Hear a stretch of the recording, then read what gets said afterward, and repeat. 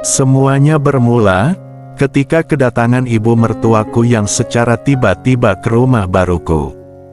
Tentu saja, aku begitu bingung, karena ibu mertua yang kerap kupanggil ibu itu datang tanpa memberi kabar terlebih dahulu. Bukan kenapa-kenapa, soalnya aku dan istriku baru beberapa hari saja pindah dari rumah yang lama.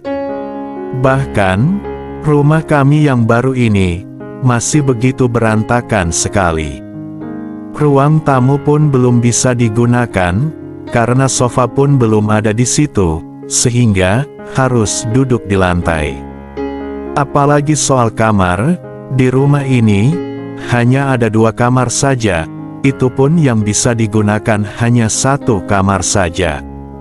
Karena yang satunya lagi kugunakan untuk menyimpan barang-barang, tentu saja aku tak bisa menyarankan istriku untuk membawa ibunya istirahat di rumah tetangga. Itu sama saja dengan aku mengusirnya dari rumahku. Apalagi, tujuan ibu ke kotaku untuk bertemu dengan dokter yang pernah merawat bapak mertua. Nanti gak apa-apa ya bu, istirahatnya satu ruangan sama kami, ucap istriku pada ibunya. Iya, gak apa-apa kok, lagi pula, ibu cuma 1 hari aja kok di sini. Sejak bapak sakit, ibu juga gak pernah tenang di rumah. Sebentar-bentar dia manggil, sahut ibu mertuaku. Lalu, kira-kira, ibu di sini sampai kapan? Tanya istriku lagi.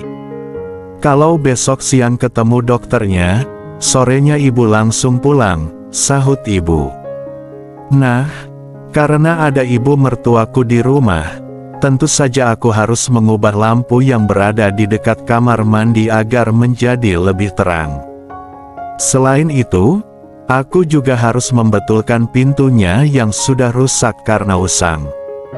Karena memang, penghuni sebelum kami sepertinya kurang rajin mengurus rumah. Rumah yang ditinggalinya pun menjadi tak terawat.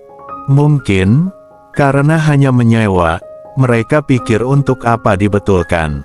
Tapi sekarang, rumah ini sudah menjadi milikku. Namaku Tegar, dan istriku bernama Dea. Aku sudah lama sekali tidak bertemu dengan ibu mertuaku itu. Terakhir kali kami berjumpa saat lebaran 2 tahun yang lalu. Itu pun saat bapak mertuaku masih sehat dan baik-baik saja.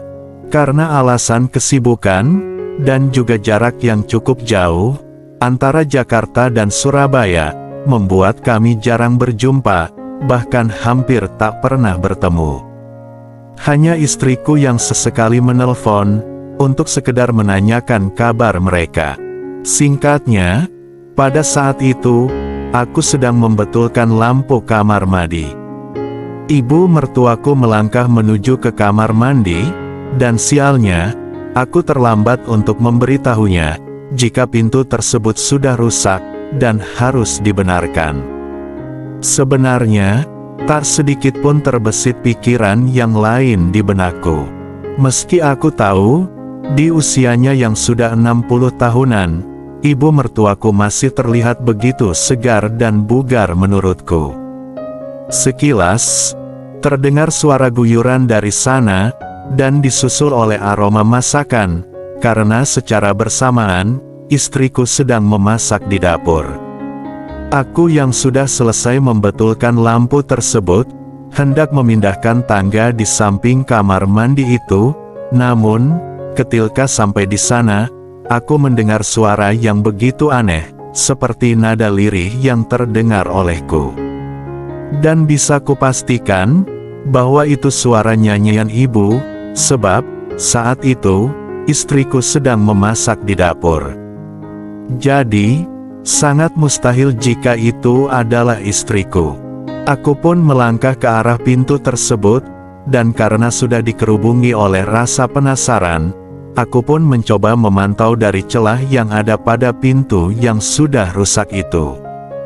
Dan benar, aku hampir tak percaya dengan kenyataan yang ada. Bagaimana bisa, Buah pisang yang kubeli sebagai pencuci mulut setelah makan, malah berubah kegunaannya.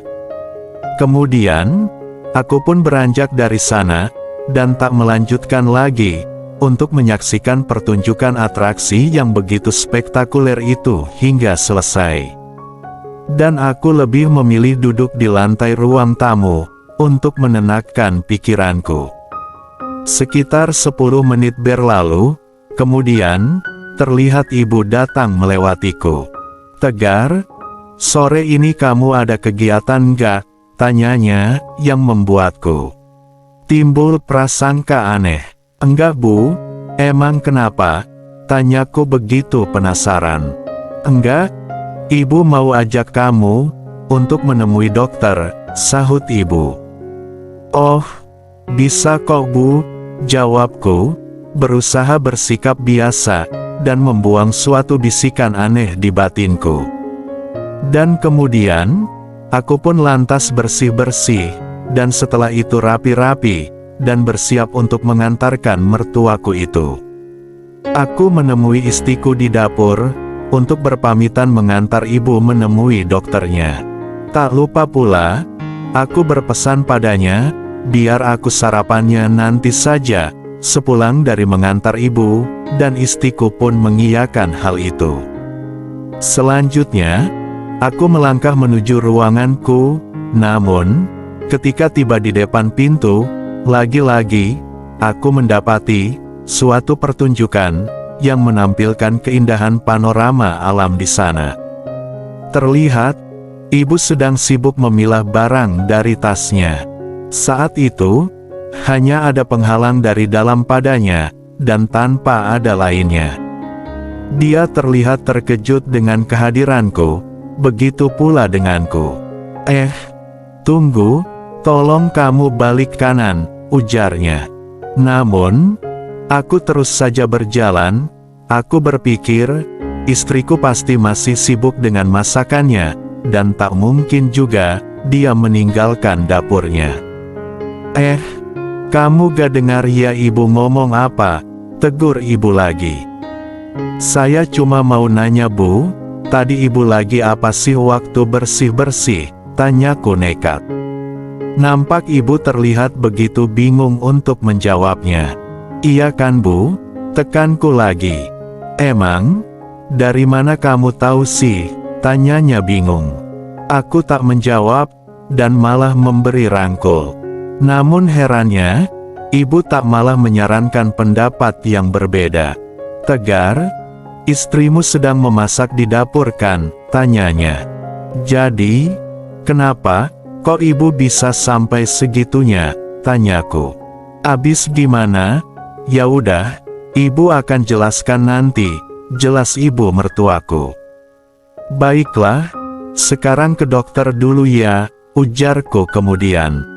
Saat di perjalanan dengan sepeda motor, ibu terlihat hanya diam saja, tanpa mengucap sepatah kata pun.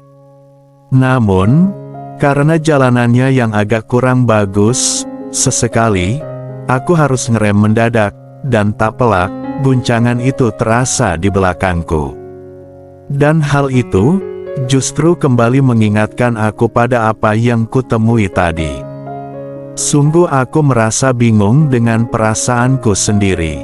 Letak rumah Sakait yang agak jauh, kami lewati dengan singkat, apalagi, jalanan tak begitu ramai. Dan ketika telah sampai di tempat tujuan, rupanya, ibu mertuaku hanya menebus resep obatnya saja. Dan pulangnya, aku mengusulkan untuk mampir sejenak ke kafe, dan ibu pun menyetujuinya. Di sana, ia banyak bercerita tentang alasannya, mengapa dia sampai seperti yang demikian tadi. Rupanya, Bapak, sejak menderita sakit-sakitan, ia tak lagi mampu memberikan kewajiban pada ibu. Dan terhitung, sudah 1 tahun tak berjalan, tapi, ibu mertuaku menceritakan hal itu pada siapa-siapa. Ia hanya menyimpan dalam batinnya saja. Dan kali ini, telah mengutarakan semuanya padaku. Entah mengapa, Mendengar akan pengakuannya itu, aku seakan terpanggil untuk mengatasi masalah yang diembannya itu. Akhirnya, setelah bercerita tentang semuanya, kami pun pulang ke rumah. Di sana, istriku telah menyambut kami dengan makanan yang telah dihidangkannya di dapur. Setelah selesai makan, terlihat ibu tengah mengobrol dengan istriku. "Bu, ibu malam ini istirahatnya di ruangan kami saja ya. Nanti biar Mas Tegar istirahat di tikar aja. Biar ibu sama aku istirahat di atas tempatnya," jelas istriku pada ibu mertuaku. "Besok pagi, aku harus berangkat awal, karena ada kerjaan juga di kantor," sambung istriku. Sementara aku hanya diam saja, tanpa gabung mengobrol. Saat jam telah menunjukkan pukul 11 malam, aku pun hendak beranjak menjumpai istriku, yang sudah berada di dalam ruangan. Saat itu, nampak lampu ruangan telah dipadamkan oleh istriku, tapi dari sinar cahaya luar, aku bisa memperhatikan, mereka telah nyenyak beristirahat di sana. Saat baru hendak melangkah ke istriku, rupanya, ibu mertuaku menoleh, yang membuatku begitu terkejut. "Tegar, gimana dengan solusi permasalahan ibu itu?" tanya ibu, dengan nada hati-hati, agar istriku tidak terganggu istirahatnya. Aku pun mengangguk, dan mengerti dengan maksud ibu. Namun, belum sempat aku untuk menjawab, ibu langsung mengambil peliharaanku yang sudah begitu galak tersebut. Mendapati kondisi yang sudah sedemikian rupa tersebut, aku begitu bersemangat. Karena tak ingin mengganggu peristirahatan istriku, aku pun meminta ibu untuk beranjak di tikar saja, karena, jika di tempatnya, besar kemungkinan istriku akan terganggu, dan sangat membahayakan kehidupan kami ke depannya.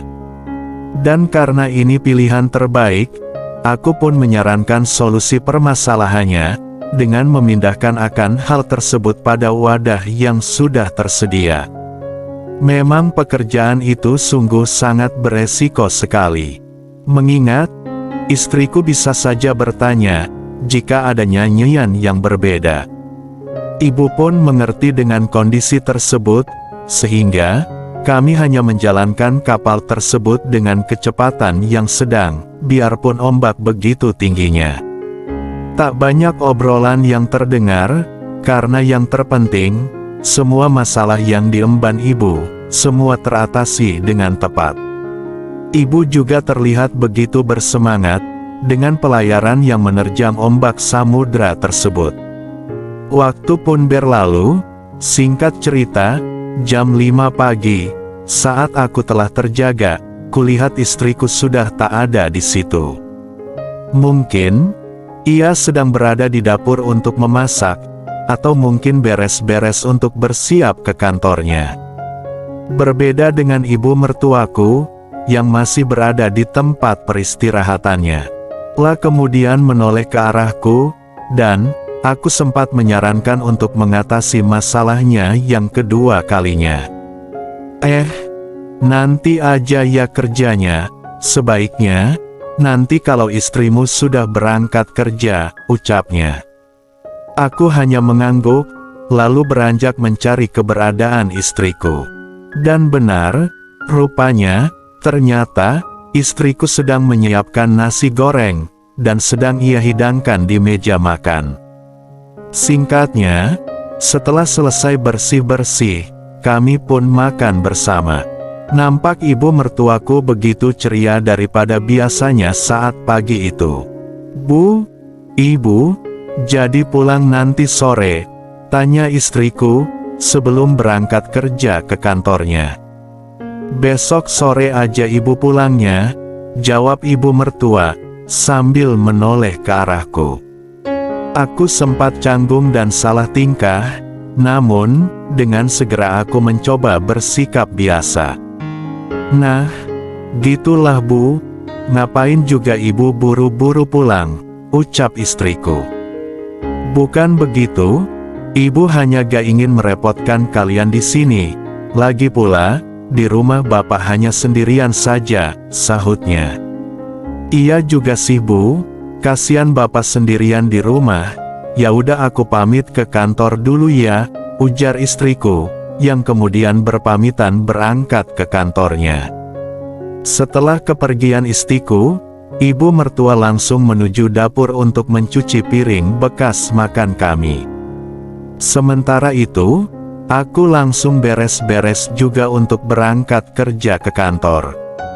Setelah aku siap rapi-rapi, aku kemudian berpamitan pada ibu, yang sudah siap berberes di dapur, dan sedang bersantai teras depan. Bu, Tegar berangkat kerja dulu ya, ujarku sambil menyalaminya. Kamu lupa ya, tanyanya. Lupa kenapa Bu? Sahutku sambil berpikir. Kemudian, aku baru teringat, jika aku sudah berjanji, untuk mengatasi semua permasalahan batinnya itu. Oh ya Bu, maaf, aku baru ingat, tapi aku harus ke kantor Bu. Gimana dong, tanyaku. Tapi, kalau gak kerja sekarang, nanti ibu harus pulang soalnya, sahut ibu. Kemudian, aku pun menoleh ke arah jam dinding, dan rupanya, sudah jam 7:30, dan kemungkinan, jika aku berangkat kerja, pasti akan terlambat. Dan dipikir-pikir, aku memutuskan untuk berangkat nanti saja, karena sudah terlambat juga toh, apalagi, bagiku, menolong orang tua itu, jauh lebih penting daripada kerjaan kantorku. Kupikir, tak apalah terlambat sehari itu saja. Kemudian, aku lantas meletakkan kembali barang-barang kantor yang hendak ku bawa itu. Dan dengan segera, kami pun beranjak ke dalam ruangan peristirahatan, untuk kembali melanjutkan pelayaran yang sempat tertunda itu. Dan seperti malam tadi, pelayaran itu berjalan dengan begitu sempurna. Bahkan, ini lebih sempurna dari pelayaran sebelumnya, karena ibu bisa bernyanyi sesuka hatinya. Singkat cerita, aku pun sampai pada pelabuhan yang kami hendaki bersama. Setelah sampai pada tujuan, aku kembali berberes, dan langsung meminta izin untuk berangkat ke kantor. Singkatnya, saat sore hari, setelah aku dan istriku pulang, ibu pun sudah bersiap untuk balik ke rumahnya. Kami pun mengantar ibu ke terminal. Ibu nampak tersenyum padaku, senyuman yang menyimpan sejuta rahasia, yang hanya kami saja yang mengerti.